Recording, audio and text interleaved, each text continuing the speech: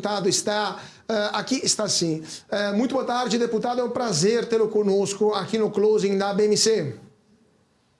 Muito boa tarde, uma alegria muito grande estar com vocês aí nesse excelente programa que vocês fazem. Uma alegria muito grande. Um abraço fraterno e reformista aí a todos vocês. Deputado, satisfação ter o senhor aqui e a pergunta, obviamente, que lhe faço é imediatamente sobre a reforma tributária. Hoje o ministro Haddad falou, o senhor é um dos articuladores, um dos formuladores também de algumas propostas da reforma tributária. O ministro Haddad disse que a alíquota esperada vai ser até inferior a 25%, mas há muitos estudos que mostram que a alíquota não vai conseguir ser tão baixa assim. Qual é a opinião do senhor sobre esse ponto? De fato, teremos uma alíquota do IVA, né, ou dos IVAs, no nível dual, próxima desse patamar ou será maior necessariamente? Vai ser de 20% a 30% menor do que é hoje. Porque nós vamos eliminar as gorduras todas do sistema.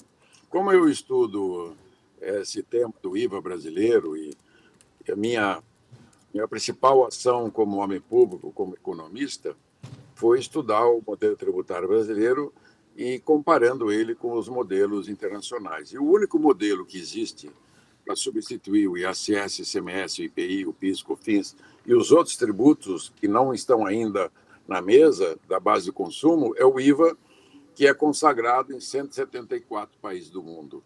E ele é um imposto neutro na cadeia produtiva para toda atividade produtiva, empresarial, de prestadores de serviços, profissionais liberais. E com isso você resolve o maior problema das economias liberais, a economia de mercado, que é a neutralidade das negociações entre empresas na compra e venda, né, de bens e serviços.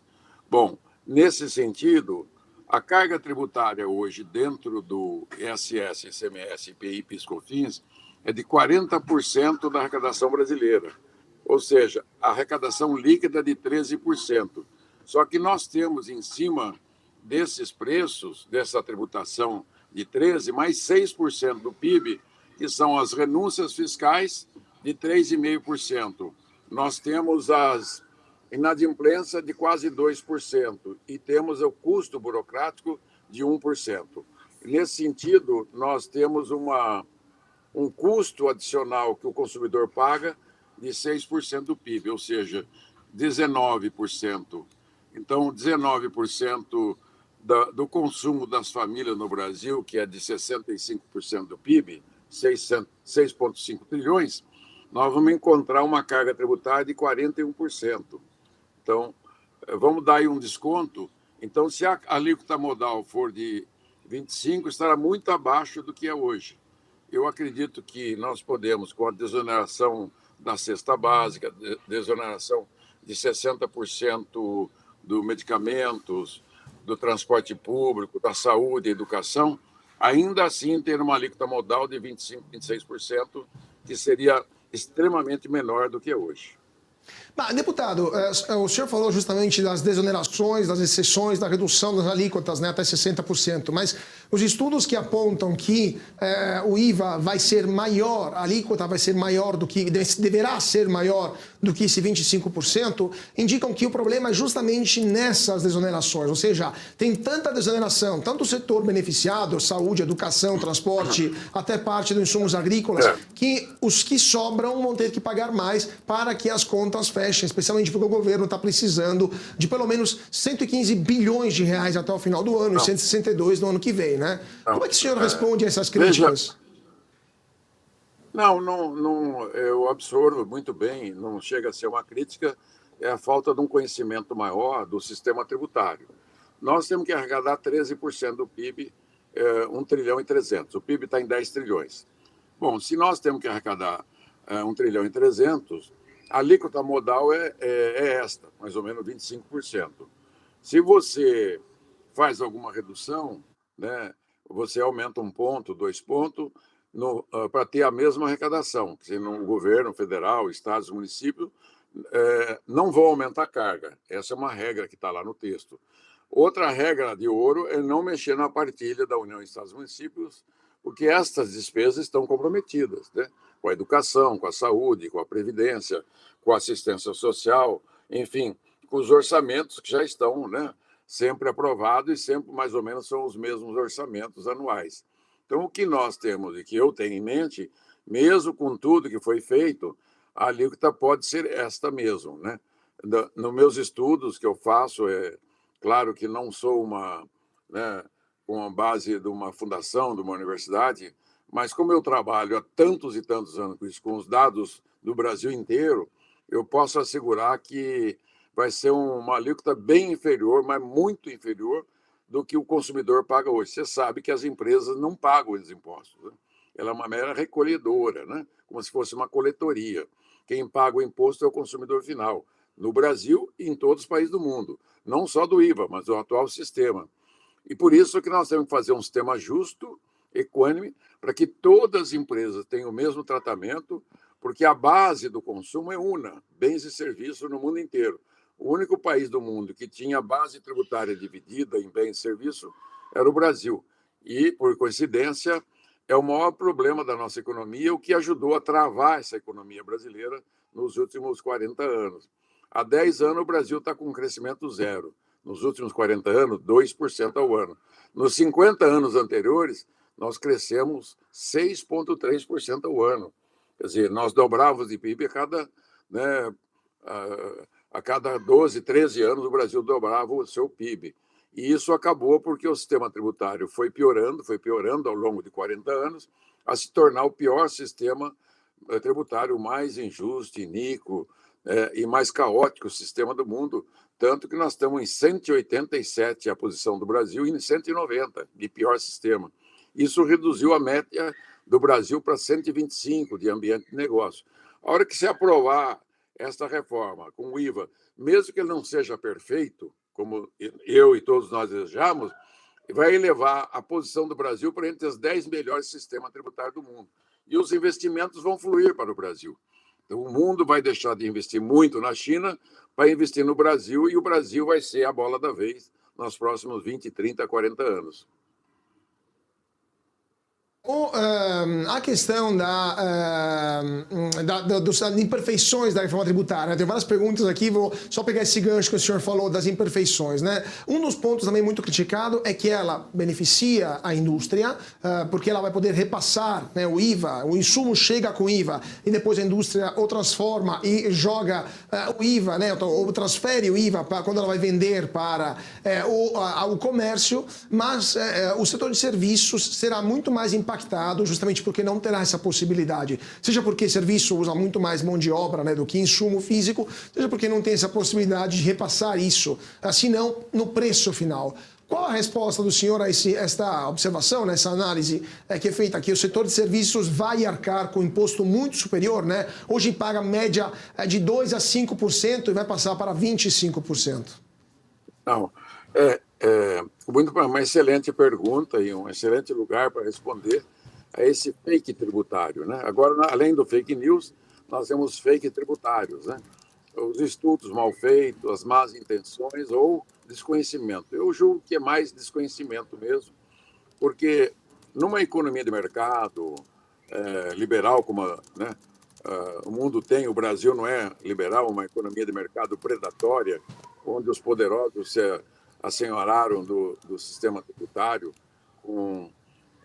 Hoje o Brasil tem 6% do PIB em renúncias fiscais, né, tem 3% do PIB em inadimplência, que declara que vai pagar o imposto e não paga, 2% do PIB em custo burocrático para pagar os impostos, 8% do PIB em sonegação, e isso tudo acumulou um contencioso tributário que é o maior do mundo. Mais de 90% do contencioso tributário do mundo está no Brasil, com 7,5 trilhões, 75% do PIB.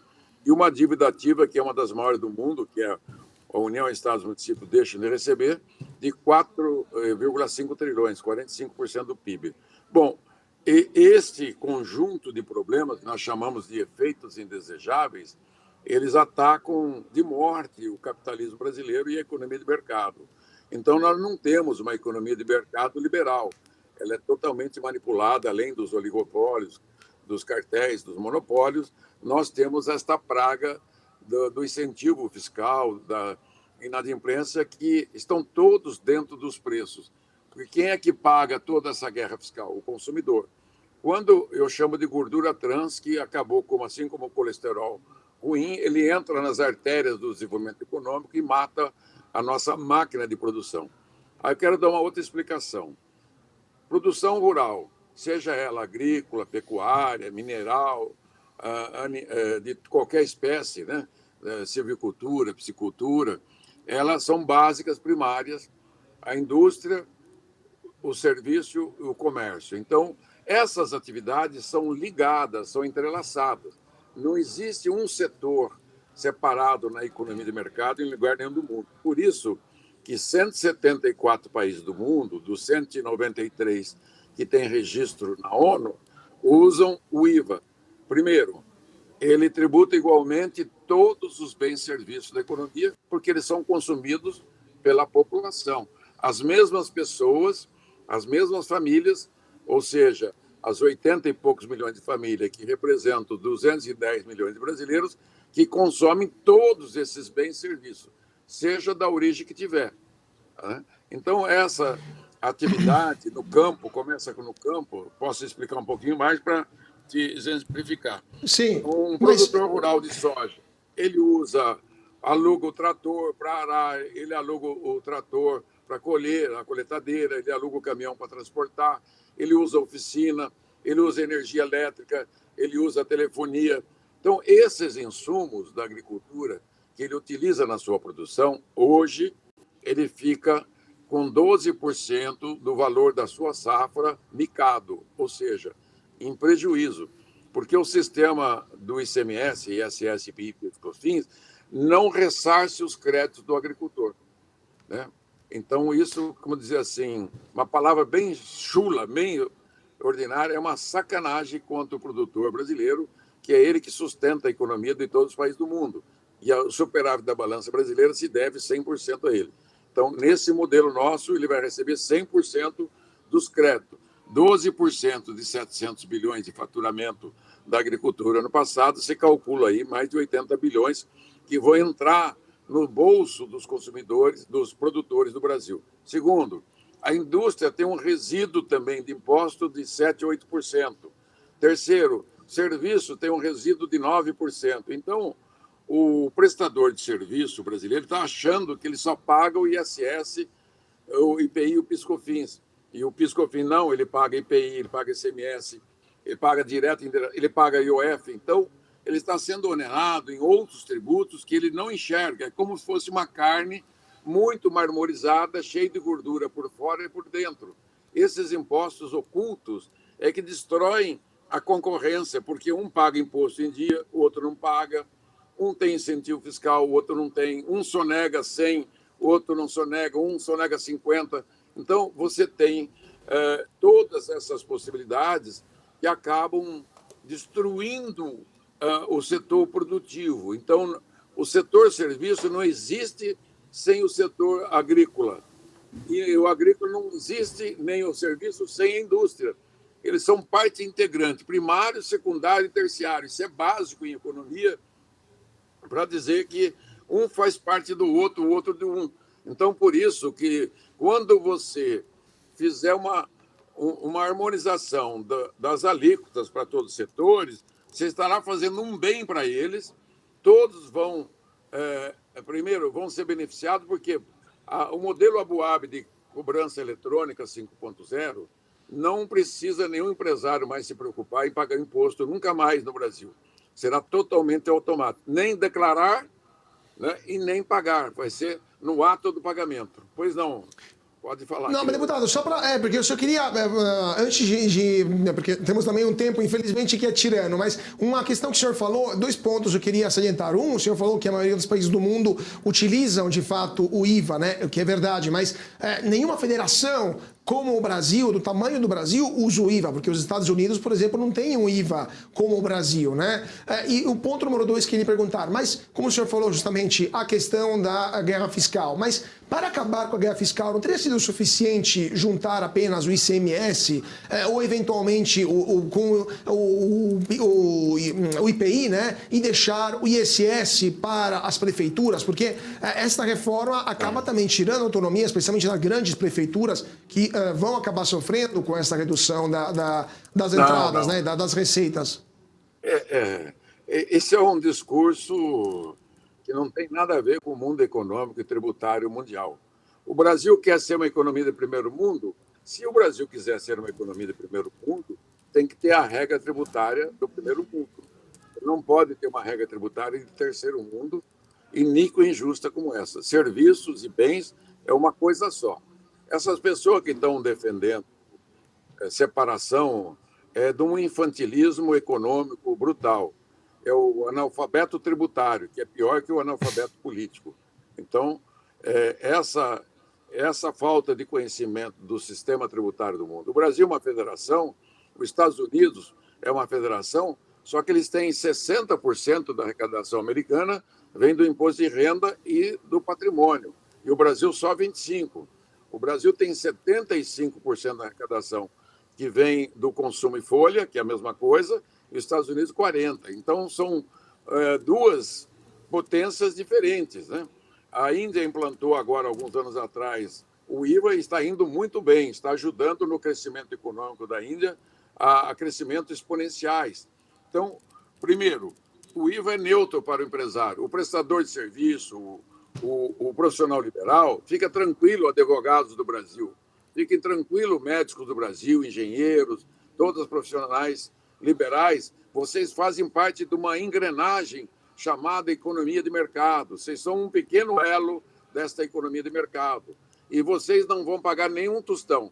Quando você fizer um contrato com uma PJ com PJ, o teu contrato de prestação de serviço judiciário, você não vai constar mais o imposto.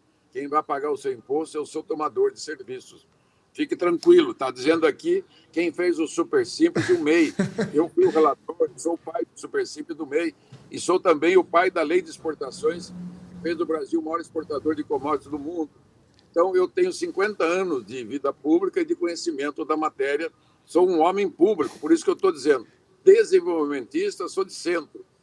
Não, mas justamente sobre esse ponto também o senhor antecipou minha outra pergunta. O senhor que é o pai do MEI, né? O MEI aparentemente não vai ser modificado, não vai ser atingido por essa reforma, mas o MEI não vai ser atingido quando tiver uma lei complementar que ainda deve ser elaborada e votada pelo Congresso. Assim como todas as outras isenções também vão passar por lei complementar. O senhor não acha que há um risco que até que isso seja elaborado e votado, não mude o cenário político, mude o humor da Câmara, mude a necessidade do governo, isso possa não acontecer?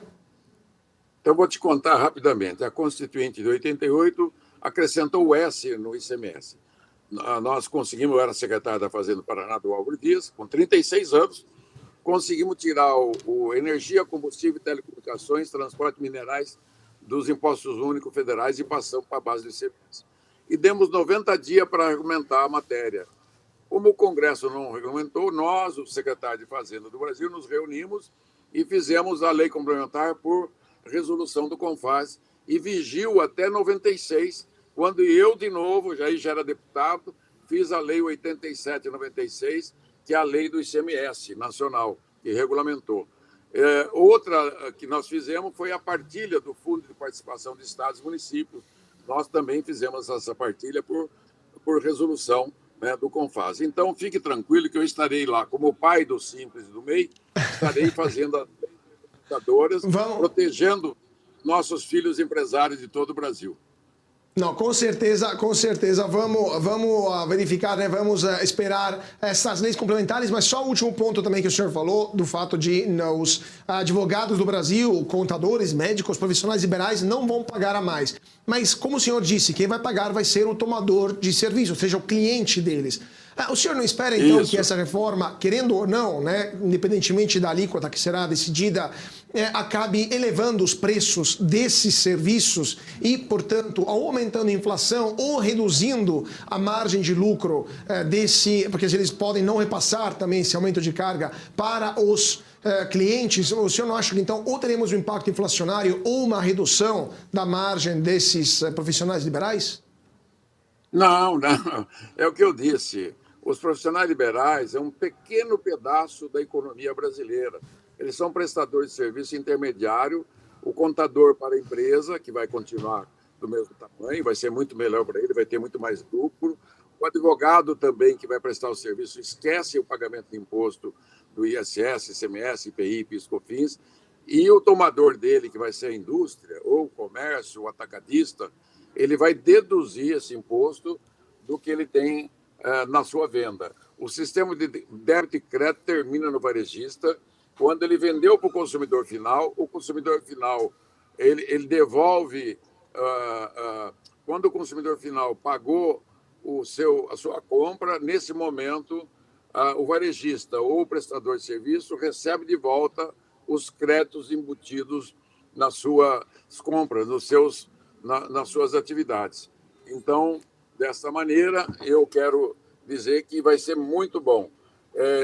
O sistema IVA é usado no mundo inteiro, exatamente para isso, para deixar neutro a cadeia produtiva para todos os atores, a todas as atividades econômicas, fica neutra. Peço desculpas do meu netinho, não aguentou esperar o outro.